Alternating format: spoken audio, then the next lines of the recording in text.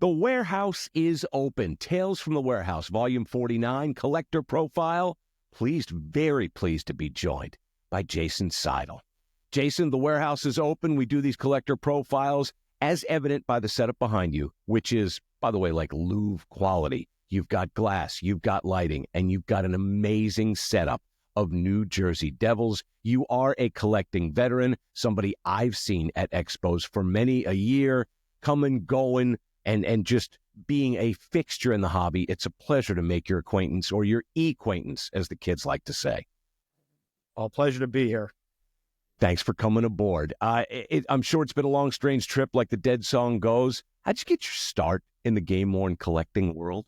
Oh, so we got to go way back. I was collecting, like most kids, cards in the 70s. And, I would collect baseball cards and hockey cards. And I remember the 79-80 top set and the Gretzky rookie. And, you'd put them in rubber bands and everything. And then my dad collected them as a kid, too. And so somewhere around probably 1980, my dad and I started getting into seriously collecting cards, and we did it as a father-son thing. And, I would gravitate towards the older stuff. So I liked the tobacco cards when I was a kid in the 50s and 40s. And, after a while, I started seeing the baseball jerseys, and I was like, wow, this is amazing. I could own a real piece of history that was worn on the field. And so I started getting the baseball first. And so my first jersey was a 1967 Angels spring training jersey. And I think it was for $50 or something like that back in the day. And that's how I really started in there. And it wasn't until I hit a mall show in New Jersey when I was probably about 12 years old, maybe 13 years old, when there was one Milt Byron who was set up, as he was famous for doing at all the mall shows. And I was blown away by sort of the great jerseys that were there, far more colorful than baseball. You got the wear and tear on it. And, I was already a hockey fan and already a Jersey Devils fan. And so I bought my first hockey jersey off Milt. Unfortunately, at the time, the Devils were extremely rare to come by. And so that was an 84-5 Greg Adams Capitals home jersey. Right after the season, Milt had the whole set. Real quick, do you still have the Angels jersey, the 67? I don't have either of those first two jerseys. I'd love to have them, but I do still have some baseball stuff, but I'm much more focused, I think, in baseball. I probably only have maybe 30 shirts in baseball. As a Devils fan, do Devils jerseys make up the majority, or are there other NHLs there? Again, and I'm going to ask you to walk me through what I'm seeing behind you as well. What you see behind me is I always switch up the case, and I did this sort of during the pandemic. It's about a 16-foot long floor-to-ceiling display case. It's all cedar, glassed in, as you can see. And so I switch it up. So before this, like last year during, in hopes of making the playoffs, which we didn't, I had all the Stanley Cup jerseys in there. I've had all, 87, 88s in there. And so I always rotate it out just to, because I'm a collector and I like to see the jerseys. And so, with this team, I wanted to support this year's team. So I put jerseys of all the current team that I have, at least, right? And so that's what currently resides there. And we're currently doing okay this year. So I'm going to leave them up until things go south. And so far, so good. I mean, the injury to Markstrom was help, but Allen has risen to the occasion. Obviously, as we record this, there's a 2-week break for the league, so hopefully Markstrom will be back. I know that he's done well because I have him and I have Nico Hischier, among other guys, on my fantasy team. I have Markey as my starting goalie too. So I picked up Allen right away as soon as I saw the injury. I was going to do it as soon as it happened too. Someone beat me to it. I think I'm in one of those leagues where the crap, and I was sort of floating near the top. But we could talk about my fantasy team. They're kind of like vacation photos where I start pulling these out. But I've had to deal with over the last couple of weeks as we record this. First, there was the McDavid suspension. Then Kaprizov, who's been out, he comes back. Then he leaves again. Hischier goes down. Crosby misses a little bit. Markstrom gets injured. I can't keep key guys healthy. And it's also one of those leagues where they monitor the weekly moves. I don't want to lose these guys, so I can only IR X amount at a time. I'm the same way. Yep. Yeah. So I have Markey, I have Matthews, I have Barkov, all key guys, all seen times. I have Crosby too. Mm-hmm. But luckily, the other Devil I have is Bratter, so he's had a heck of a season. So tell me a little. I really am fascinated by the case. Do you on a regular basis, are you changing bulbs? Are you using Windex? This is museum quality behind you, Jason. Yeah, well, it was sort of a labor of love. I always wanted to have one of these things. And so, after I bought this place and, after I got divorced, I said, no, now, I'm going to take care of the kids' rooms first. Once I do that, I'm going to, finally get my man cave. And I already had it in my head what I wanted it to look like. And, I'm sitting here talking to you, that my computer is mounted on top of one of my big cedar chests. I have 3 huge cedar chests that sort of come up to almost my waist. And so they're super deep and can hold a lot of jerseys. And that's where I really store most of them in. And then I can just display, maybe, call it, 12 ish jerseys behind me. So inside of the glass case, doorway gets you in. Is it locked? Is it combo locked? Is there? No, the doorway's not. The room's locked. Yes, the room has security, but like once you get inside, you can get inside the case. Yeah. But you can, again, just open up the door and switch them out, kind of like a Macy's window, on Herald Square or something like that. I love it. I'm good for you. This is one man's, again, labor of love. You said you had this done during the pandemic, but it shows a commitment and a respect to your collection that's just so deserved. It's almost like, if I do that, my wife's going to go, "You're crazy." I admire it. I don't mean to fawn, but I'm fawning because it's just so damn cool. Well, it's also part of being single, right? So I don't have anyone to answer to, so it's a little bit easier. There. Talk to me a little bit. And by the way, it's Tales from the Warehouse, Volume 49, Collector Profile. Jason Seidl joins us here inside the warehouse.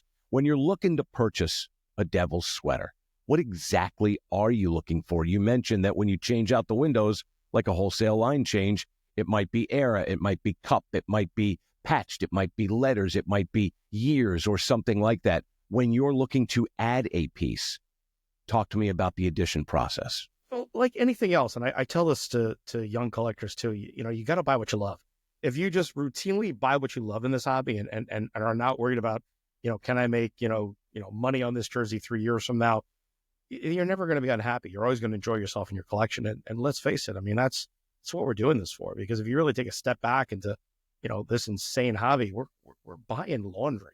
I mean, at the end of the day, that's what we're doing, right? Like but I view myself as a caretaker for Devils history, right? Like these jerseys will be around much longer than I will. So I just get the honor and privilege to be a caretaker to some of the great pieces in Devils history. And, what I look for, I mean, there's players I like, and there's certain years that I like and certain patch jerseys. And there's things on my want list. I think as a true collector, you could lie to yourself and say, "Oh, I'm going to be done as soon as I get this." I've never seen any true collector who's absolutely done, right? Like that's sort of part of the bug, if you will. Now, if I never had another jersey from here on out, I consider myself very blessed to have what I have.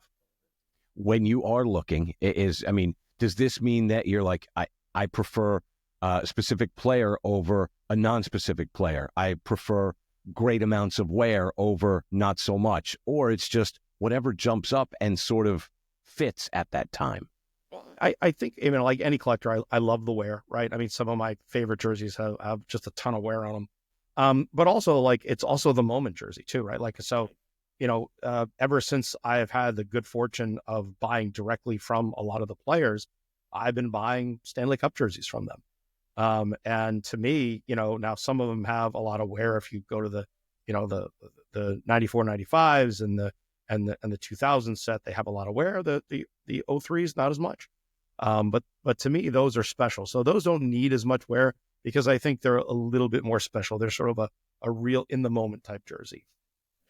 I see the jersey style, the black and white stripes and what have you with the jersey script over. Do you want to have one of every style, or is that also? Well, we don't have a lot of styles, right? So if you go back, I mean, the Devils have been pretty consistent with their jersey. We had the same basic jersey. I mean, obviously changing between, mesh and air knit and ultra fill between, 82-3 and 91-92. And then we change over after the preseason and 92-93. And then we've had essentially the same jersey since then. And we've added some, alternates or third jerseys and stuff like that. And I always grab one of those too. I mean, they're behind me is Nico Heischer's, first reverse retro here. And, I pre-ordered that and then he got injured. And so I'm looking, is he going to wear this thing? He ended up wearing it for one game and he scored a goal and we beat the Flyers. So I was a happy man. I'm sure that there are plenty. And this is one of those questions that it doesn't necessarily get me into trouble, but its beauty is in the eye of the beholder, where, yes, I can say, do you have Brodeurs? Do you have Heischers? Do you have Danicos and Stevens and you name it? I'm sure that we will come across many of those or several of those in your collection. But for you, what are the standout items in your collection? So, all right, well, I'm going to go Devils and I'm going to go non-Devils because, I do really love some of my non-Devil stuff. So on Devils, for me, the standout, I have Berdore's debut and first NHL win jersey. It's a 91-92 red. That's, special. It was special. It was a dream. It was a beast of a deal to negotiate. At times I was like, I'm done. I'm not going to go, and boy, am I glad I wasn't done. And then I have Berdore's 2000 Stanley Cup Final Cup lifter. That was another interesting way that I came about that jersey. And then I think it's the other cup lifters that I bought directly off the players, starting with, Danico is 95 and 2000. Bobby Holik is 95 and 2000. Brady McKay, which, it's a funny story. I bought some jerseys off Randy. And he said, well, I don't even know what happened to my 95 Stanley Cup lifting jersey. And he was laughing about it. He's like, somebody probably took it. And a month later, I got text from him with pictures of it. And he goes, do you know where this was? He goes, it was sitting above my desk. My wife had it framed, but all she framed was McKay in 21. So it was folded up and you had no idea? It was folded up. He never knew it. And thank goodness she did it with thin fishing line. And so it didn't damage the jersey at all. And I ended up buying that off Randy. And then the last cup lifter I got was Danico helped me out and I recommended Grant Marshall sell me his jersey. And I bought a few off Grant. He's a great guy.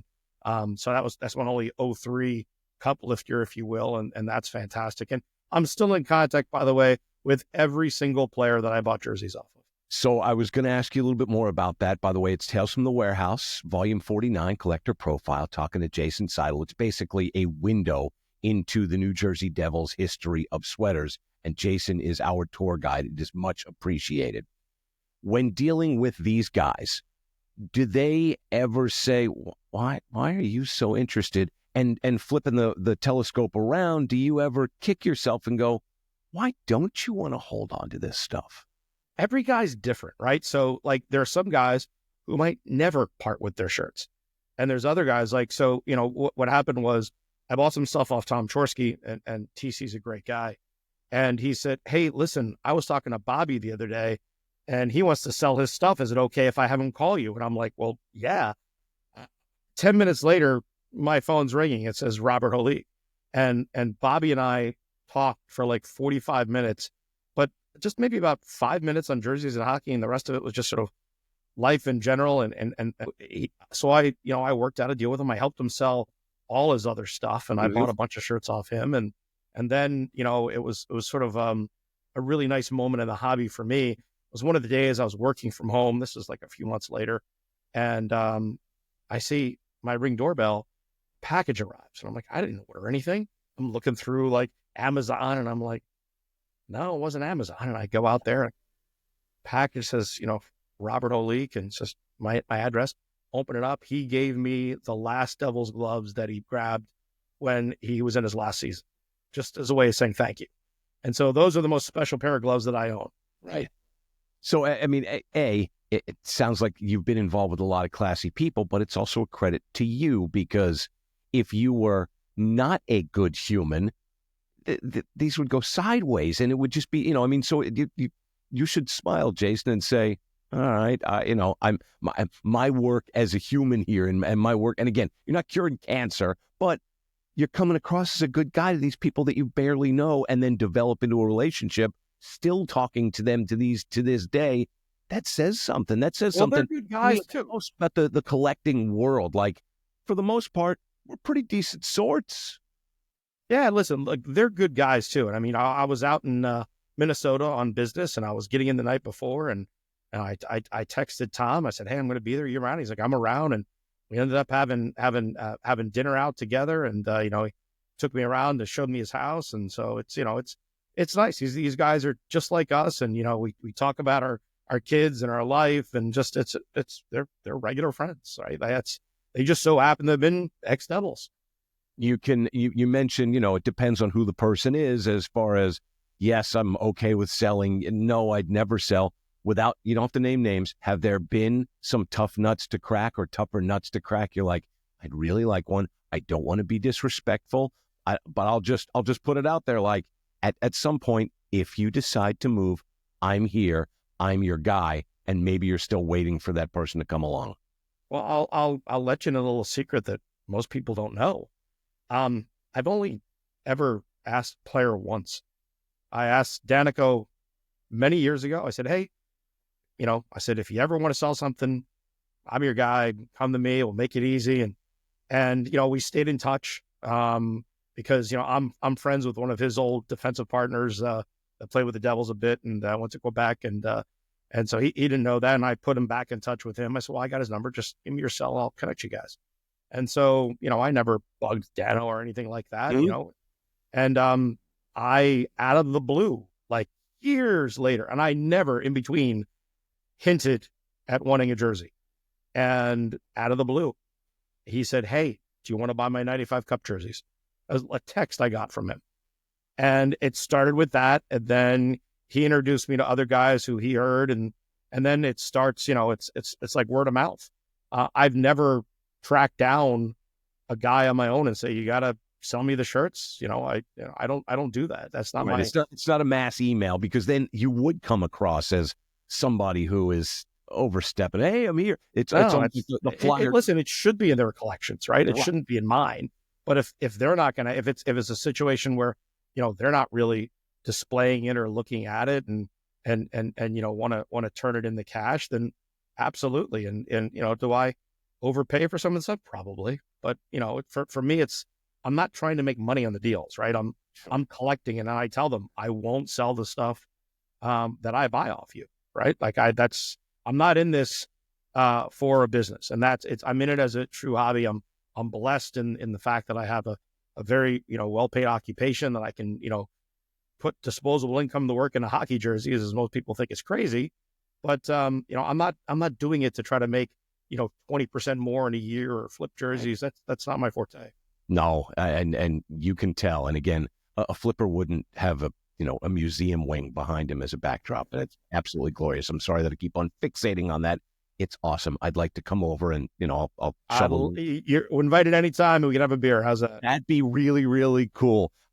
There've been backstories aplenty with a lot of these pieces. Is there another backstory about a piece you're like, actually, this is crazy, and it's how I acquired it, or something like that, that's tied to a really neat backstory? Well, I think it was a funny moment in the first time, Dano and I agreed on the jerseys, and I said, "Well, what do you want?" He goes, "I want X." I'm like, "Oh, X." I'm like, and then in the back of my head, I was like, "Just do it." And he goes, "Well, you know what? I'll throw in tickets to a game, and I'll swing by and have dinner with you guys beforehand."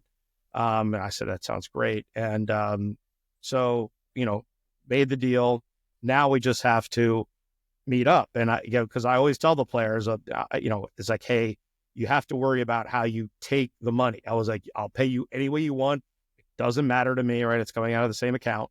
Mm-hmm. But like how you take it in, like, you get too much money in at one time, you might get a call from Uncle Sam, right? So, we were saying, he's like, "Oh, why don't I meet you in person and we can do a cash deal?" I said, "Great, not a problem."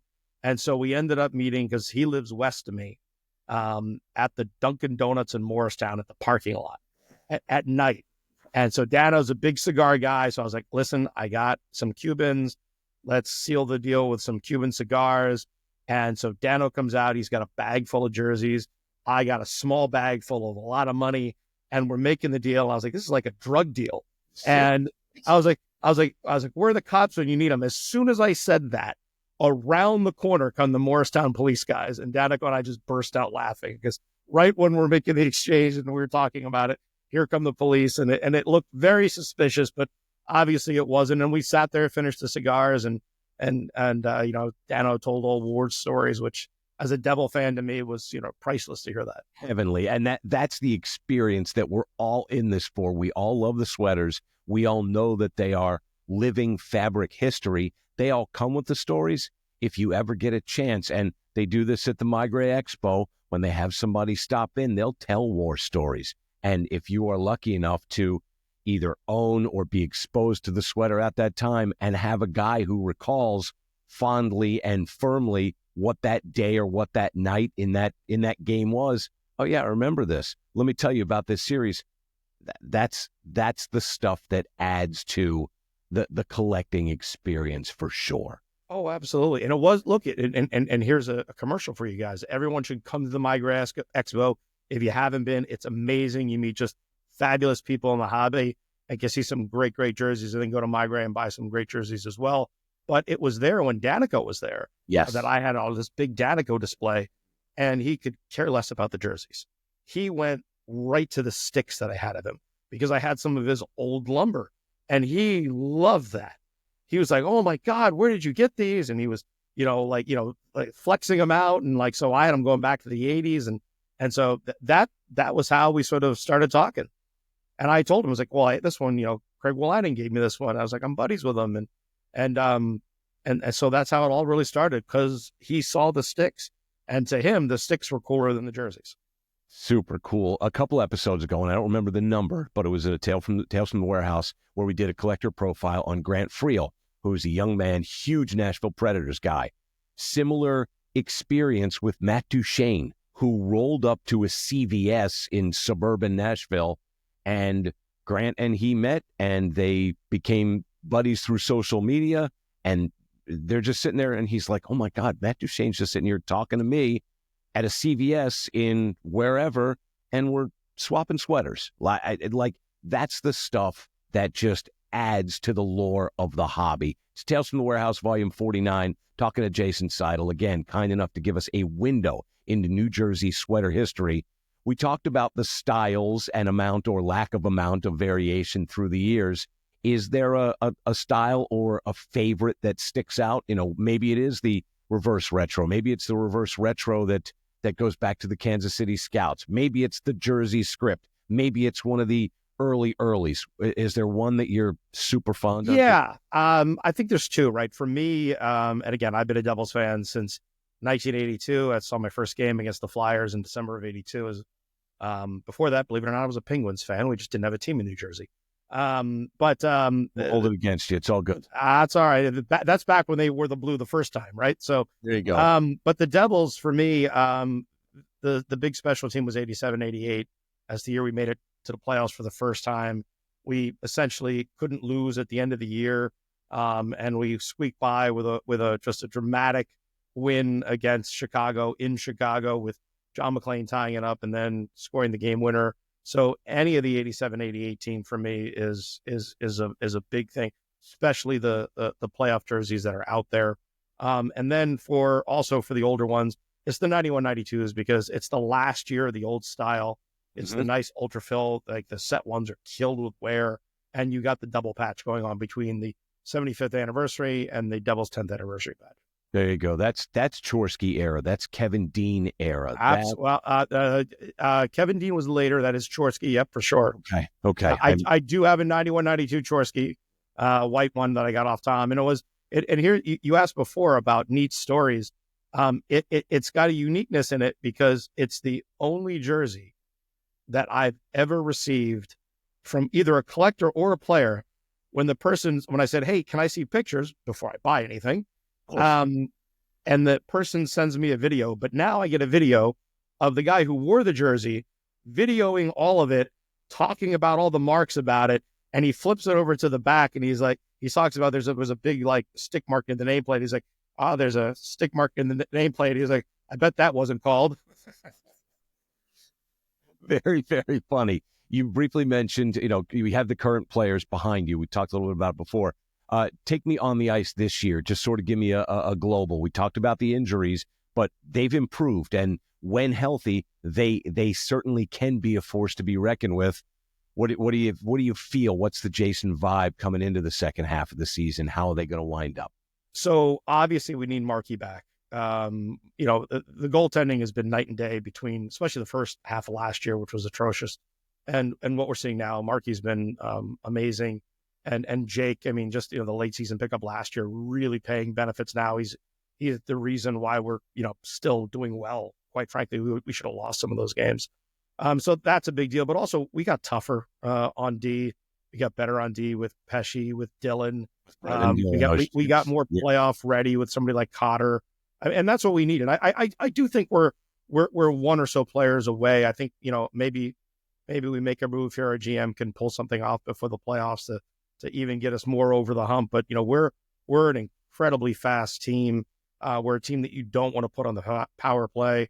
We're fun to watch. I mean, like it's a lot of speed, a lot of great edge work by the guys, and I think we'll make the playoffs. How far we're going to go. I think if Markey gets hot, I think we can go a decent amount. You have a collection that most would say is full of grails. If there is a grail out there that you would like to obtain, what would it be? Or, you know what? I've searched my entire collecting career for this, and I actually do own it. Is there a grail want? Is there a grail have? What's the grail? So I think there's two. There's a want and a have, right? And so the have, and I'm wearing the jersey. So in addition to the Devils, which are the main focus of my collection, about 2/3, I do collect New Jersey hockey. And before the New Jersey Devils, there was the Jersey Devils of the old EHL that played from 63 to 72, 73. And years and years ago at an old Philly show, I saw a jersey for sale, and this thing was just tattered, right? And again, when I say the price, you're going to say, why did you buy it? But remember, it was many, many years ago. It was $200, and I'm like, oh, this thing's just so beat up. And I went home, and I couldn't stop thinking about the jersey. And so this was on a Saturday. The shows are Saturday, Sunday. I woke up early the next morning. I went back to the show to buy it. I'm walking into the show. I see the jersey. I get close to it. Sold sign on it. I missed it by 5 minutes. It took me 25 years to find another one. And so I ended up getting it. I paid a crazy amount of money to get it, but I got one from the first 2 seasons that they wore. They wore the same set for both seasons. And it was just, an amazing pickup for me as a fan. And so that was the one I have, the one I want. And I'll say it by this: if I never get it, it's not a big deal. As long as it ends up in a good home. Is the 87-88 John McClain red regular season, the one that he scored those goals in that I mentioned before. But do you know if it does exist? Has there ever been contact? I don't. Well, I hope it still exists. But I don't know. I don't know where it's at. MeiGray never got it because the other thing people don't know, when Barry first got the Devil set, and he was at, I think, Raritan's where he was before. I was the first guy to come in and look at the jerseys. And I immediately, and he still had them in boxes, just regular cardboard boxes, because they had just been shipped. And so I went right to the 87-88 box and was rifling through trying to find no McClain. It's probably out there somewhere. So, hey, it might be in somebody's frame. Right, exactly. Just McClain, and we're gonna have to flip it over. It might be over John's desk. We don't know. It's Tales from the Warehouse, Volume 49, Collector Profile, a window into New Jersey Devils past and present, a very kind window with Jason Seidl. We're inside the warehouse. You have participated in numerous MeiGray expos, game worn expos through the years. Is there and again, Danico showing up, you're like, I'm going to do a Danico collection, and we'll throw out some sticks.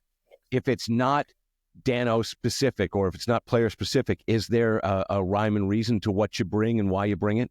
Yeah, I like to mix things up. So I've done a whole different thing. I mean, one time, I think Stu asked me to bring all the captains, and I in MeiGray displayed those, and I displayed, I think, all the alternates at the same time, because I do A's and C's. I probably have about 50 of them. And I've done goalies, I've done tough guys, I've done just 87-88 one year. And this last time I did, all the Stanley Cup final jerseys. And so I just try to mix it up just to have some fun and, maybe show some jerseys that people haven't seen before.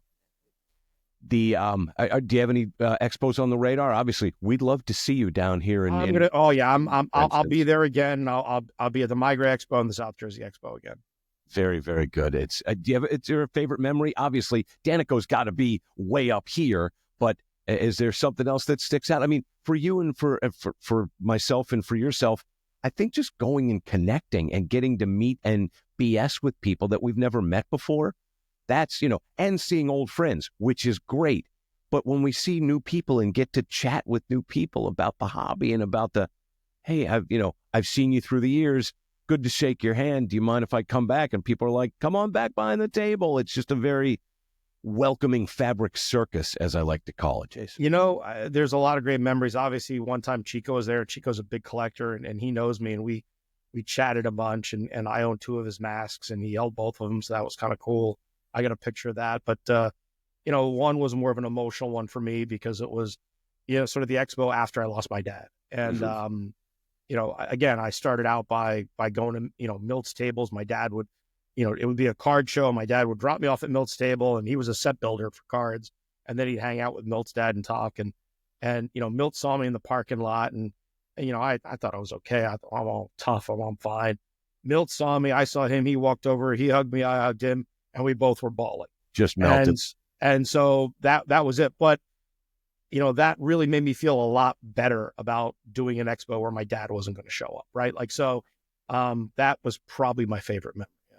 No, thank you for sharing that. And I'm sure that many, many of us can relate to a connection point like that. Couple more for you. You've been very generous with your time, and again, generous with your man cave. You've been around, as you mentioned, for a while doing this. You want to talk about trends, kind of what you've seen, what you're seeing, what you expect in the future? The trends haven't changed, just the years do, right? So it's always, people don't like the new stuff, or the new stuff doesn't have any wear on it. And, I've been hearing that for years. And sometimes in the face of, I remember when I got the Zach Parisi captain's jersey off of MeiGray pre-order. It had 19 repairs, and I'm like, nowhere. That's awesome. Yeah. I get tiresome reading that. I'm like, you guys. It just depends. It depends on the set. So I think a lot has changed and a lot hasn't. I think the jerseys have become a lot more accessible, right? I think the photo matching is just amazing now with the high resolution photos versus the photos back in the day. I do caution the young collectors who want to buy the older shirts. Once you get past a lot of the superstars, matching it might not be easy, especially if you got a darker jersey. Unlike today, where you can go right into and open up the pixels and see that little mark that was on the jersey. So I think that's it. But I think for us, as veteran collectors of the hobby, it falls on our shoulder to help the young collectors whenever we can. And if anybody listening to this ever has a question on collecting, they can feel free to contact me. I'm easy to find, and I'll help out if I can. Very, very kind of you. All right, we're going to start something new, and we're going to start it right now. As we get set to say the warehouse is closed, we'll go into overtime, where we go off menu, off topic. It's sort of a new way to close the Tales from the Warehouse. Sounds good. We just talk about life or something like that. So you can start, Jason, or I just do bullet points. So I'm like, all right, what the hell am I going to talk about? And what I was going to talk about is, as we record this, the Super Bowl's in the rear view. We're about to go into the NBA All-Star break. And for NHL fans, we're about to start the Four Nations. So your favorite team is off all of this week as we record and all of next week. I'm excited to see what this tournament looks like. I am a fan of the Washington Capitals. So I'm gonna catch these games as I can, but without the NFL, I'm now going to be watching a whole hell of a lot more rec basketball for my 10th grader. And my wife, God bless her, who, hey, you want to do something on this Sunday? You want to do this? And I've started to go, we just got a puppy, because you should get a puppy in winter, whether you're in Washington, D.C. or Bangor, Maine, or in Morristown, New Jersey, or wherever. Puppies in winter, really good idea. But we did it. We got the puppy right around Thanksgiving time, and she's now 4 or 5 months old, and she's coming along really, really splendidly. But we've been doing that on Saturday afternoons. Now they're on Sundays, and I don't make her an NFL widow, but I'm a diehard Eagles fan. Things ended well. That Happy was diehard Eagles fan. a very happy diehard Eagles fan. But now it's like Sundays, which were wide open. No, we got puppy class, we got rec basketball, we got Four Nations for the next couple of, like, I'll find stuff to do, and then the weather's going to turn warmer, and we're going to go walking. Like, I look forward to this without the NFL in my life. That's what's good. That's what I'm looking forward to. Overtime with Jason Seidl. What do you got, sir? Well, one, I'm oddly enough born and raised in New Jersey. I'm a Seahawk fan. Been a Seahawk fan my whole life. So 10 wins, no playoffs. So it was kind of a tough year for us. Big supporter of Syracuse University, my alma mater, and their football team was really good this year. So very happy about that. But yes. I'm a huge baseball fan. Big Mets guy. Used to work for the team. For those that don't know, I'm a former bat boy for the Mets. This is the stuff that I come here for. And me being here in D.C., you got Soto, and they just re-signed Pete Alonso.